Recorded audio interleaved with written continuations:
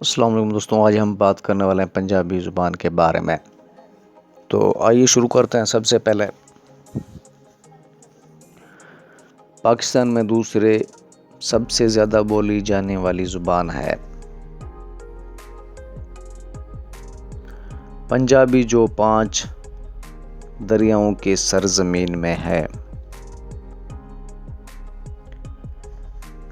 اپنی گنجان آبادی کی وجہ سے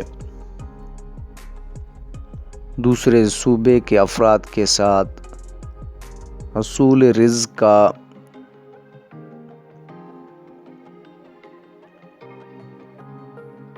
روزگار کے سلسلے میں رابطہ رکھنا پنجابی زبان کے بسنے والے افراد کی ضرورت ہے۔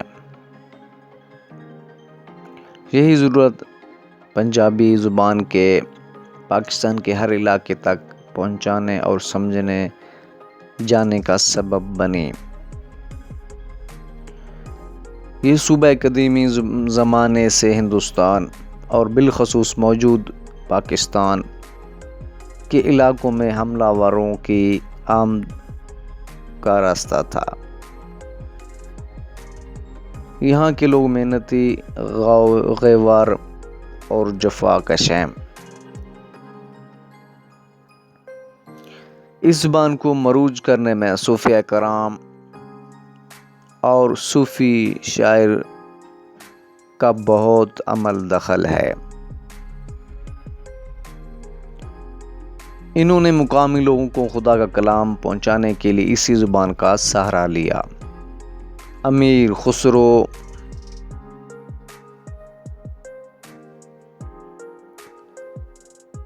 بابا بلے شاہ، وارث شاہ، مہدولال حسین اور ان جیسے کئی دوسرے نیک اور خدا کے برگزیدہ بندوں نے پنجابی زبان کو حق کی وساعت کا ذریعہ بنایا۔